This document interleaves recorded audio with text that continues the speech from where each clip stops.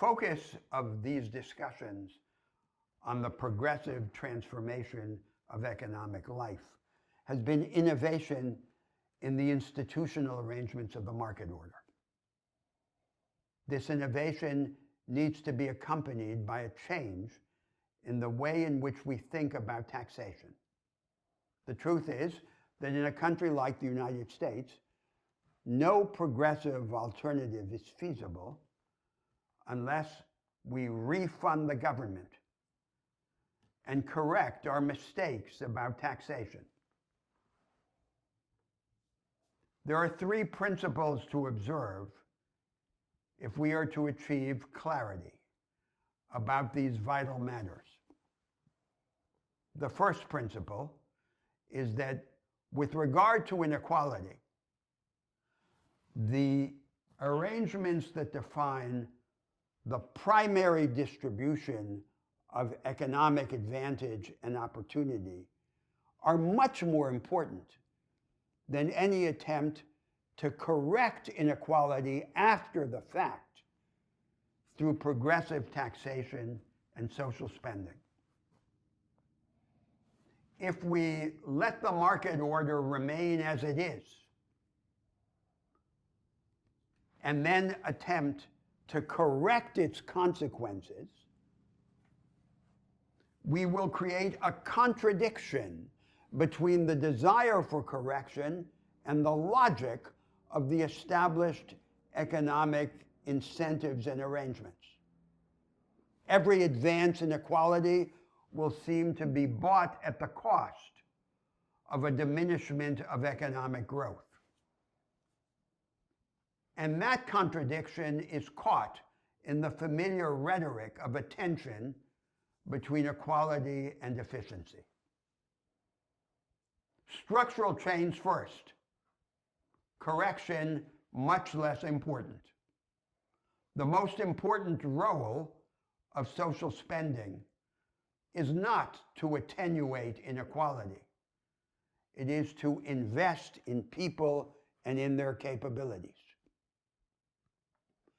The second principle is that with regard to the whole system of the budget, on both the revenue-raising side, taxation, and the spending side, social transfers or entitlements, what matters most with regard to inequality is not how progressive the tax system is. It's the aggregate level of the tax take and how it is spent. Here's a mystery. Among the rich industrial economies of the North Atlantic world, on paper, the system that seems most progressive is the tax system of the United States, because it relies heavily on the progressive taxation of personal income. The European social democracies rely much more heavily on the indirect and admittedly regressive taxation of consumption, especially through the comprehensive flat rate value-added tax or some functional equivalent to it. How can we explain that the most unequal economy seems to have the most progressive tax system, and the relatively more equal economies have a regressive tax system? The explanation of this paradox is the following. The European social democracies are able to deepen their commitment to greater equality and inclusion by sustaining a very high tax take, at least 10% of GDP greater than the American equivalent.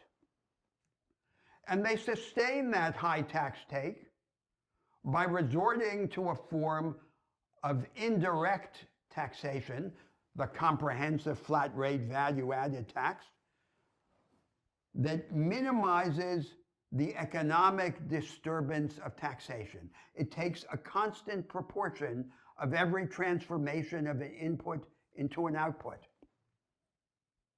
then everything that is lost by way of progressivity on the revenue-raising side of the budget is gained in double on the spending side. The state takes in more taxes and is able to spend more, to invest more in people. And that ability to invest in people and in their endowments and capabilities, against the background of innovation in the structural arrangements of the economy, is what really matters for equality and inclusion. The American progressives have on the whole preferred progressive pieties to transformative effects. They have no structural program, so at election time they exhibit their fidelity to progressive taxation as a sign of whose side they're on.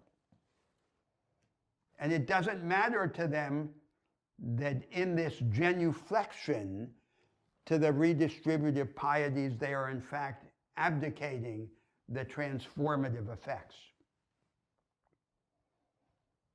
The third principle is that once we have grounded the tax system in a high tax take based on a relatively neutral form of taxation, we can then indeed add to it a progressive element. There are two main targets in principle for progressive taxation.